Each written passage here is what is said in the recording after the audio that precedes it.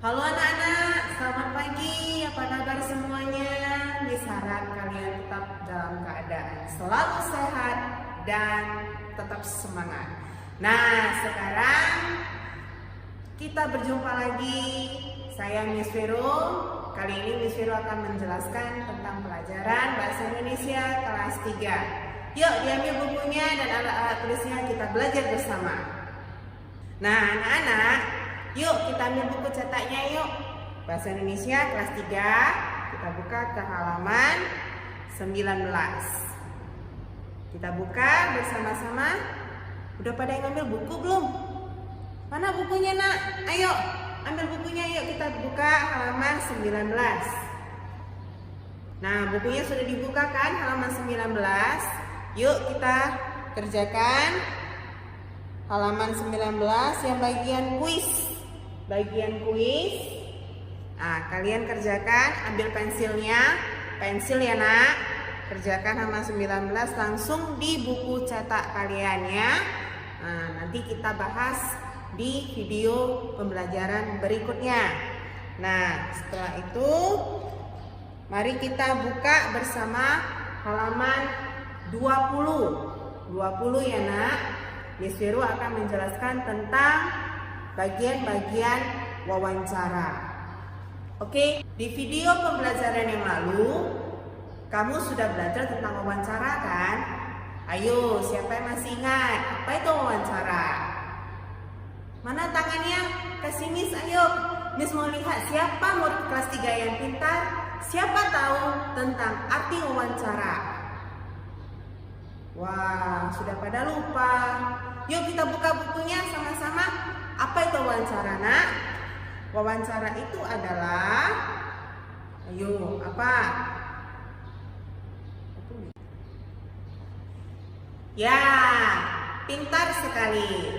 Wawancara itu adalah kegiatan tanya jawab yang melibatkan narasumber untuk menggali informasi. Jadi kita cari seseorang yang mengetahui atau ahli tentang sesuatu, terus kita tanya-tanyain. Misalnya tentang Pak, bagaimana tentang ini? Pak, bagaimana tentang itu gitu. Jadi kita mencari narasumber yang memahami, yang mengetahui. Ya, kita bertanya kepada narasumber tersebut ya. Oke, mari kita lanjutkan ke halaman 20. Nah, anak-anak, kalian kan sudah tahu apa arti wawancara itu. Nah, sekarang bagaimana wawancara itu dapat kita lakukan? Ya, pastinya wawancara itu dapat kita lakukan jika wawancara itu ada narasumbernya dan pewawancaranya.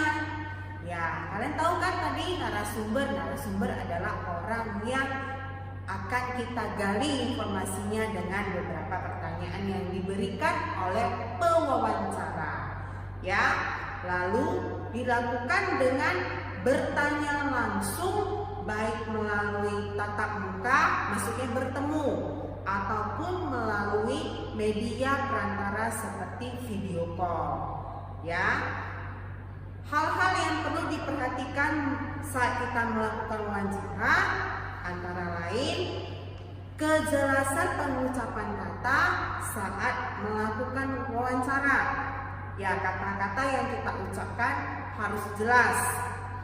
Penggunaan kalimat yang sopan dan tidak menyinggung saat dilakukannya wawancara. Jadi dimanapun kita harus menggunakan bahasa atau kata-kata yang sopan. Ingat ya anak-anak ya. Oke, latar wawancara dengan latar belakang beda ya nak. Itu berbeda. Tadi kalau latar belakang wawancara itu adalah alasan kita mengapa kita melakukan wawancara. Kalau latar wawancara itu berisi waktu dan tempat di mana kita melakukan wawancara. Sudah tahu bedanya kan? Nah, selain itu kita juga harus mencantumkan identitas pelaku wawancara. Nah, siapa-siapa saja yang terlibat, siapa wawancaranya, siapa narasumbernya dalam wawancara tersebut, ditulislah namanya, umurnya, pekerjaannya apa, alamat tinggalnya di mana. Itu ya nak ya, identitas pelaku wawancara. Lalu hasil wawancara. Hasil wawancara ini berisi jawaban dan informasi dari narasumber. Nah, tadi kan narasumbernya sudah kita tanya-tanyain tuh. Nah, kan ada jawabannya. Nah, inilah hasil wawancaranya, itu adalah jawaban atau informasi yang diberikan kepada kita selaku pewawancara. Ya.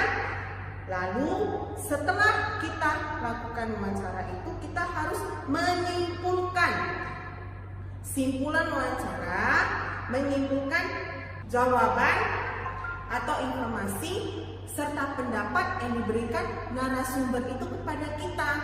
Jadi kalau kita sudah tulis ini semua, berarti sudah lengkaplah laporan hasil wawancara kita. Oke ya nak? Nah anak-anak, yuk kita lanjut ke halaman 21. Nah, di sana ada laporan hasil wawancara, bukan? Nah, yuk kita ambil pensilnya.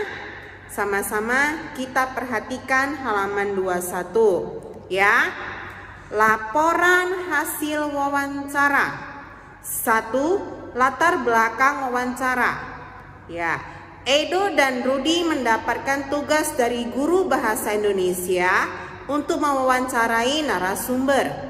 Edo dan Rudi memilih untuk mewawancarai guru di sekolahnya. Mereka mewawancarai guru tersebut agar dapat menyelesaikan tugas yang diberikan. Kedua, tujuan wawancara. Wawancara yang dilakukan oleh Edo dan Rudi bertujuan untuk menggali informasi tentang tanaman yang ada di lingkungan sekolahnya beserta perawatannya. 3. Nah, di bagian 3 ini ada yang kosong ya nak. Siapkan alat tulismu. 3. Tema wawancara. Yuk kita isi tema wawancaranya. Perawatan tanaman di lingkungan sekolah. Sudah? Ya, diselanjutkan ya, nomor 4 sekarang ya. Latar wawancara. Latar wawancara dilaksanakan pada Jumat, 30 Maret 2018 pukul 1 siang. Sudah nak? Di SD Merdeka. Ya, sekarang kita lanjut nomor 5 ya. Identitas pelaku wawancara. Pewawancaranya tadi siapa yang nanyain? Iya, benar. Edo dan Rudi. Ya. Narasumber. Narasumber nama gurunya Pak Ahmad. Pak Ahmad. Sudah nak? Oke. Sekarang kita ke nomor 6. Hasil wawancara. Pada hari Jumat 30 Maret 2018 tepatnya pukul 13 WIB, Edo dan Rudi mewawancarai Pak Ahmad di ruang guru. Edo dan Rudi mengajukan pertanyaan seputar tanaman yang ada di lingkungan SD Merdeka.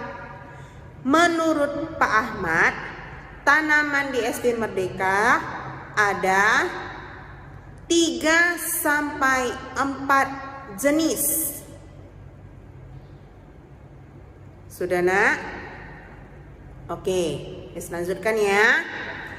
Yang terdiri atas tanaman, buah, sayur, dan bunga.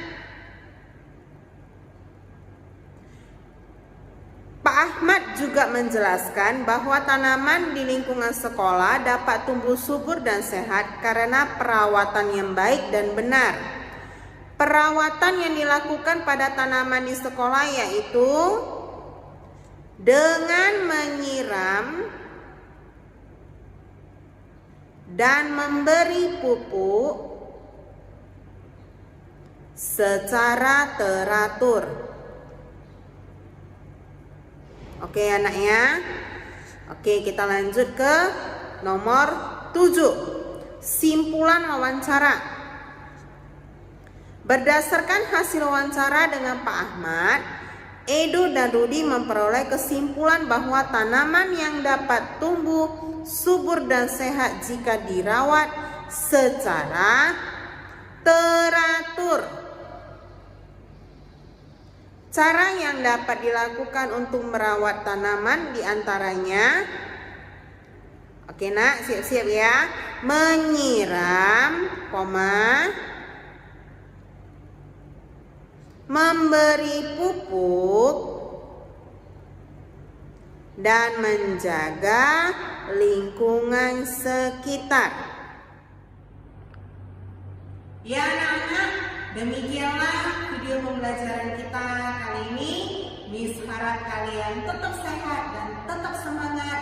Walaupun belajar dari rumah, harus tetap rajin belajar ya. Ingat, baca-baca terus bukunya. Oke, sampai jumpa di video pembelajaran berikutnya.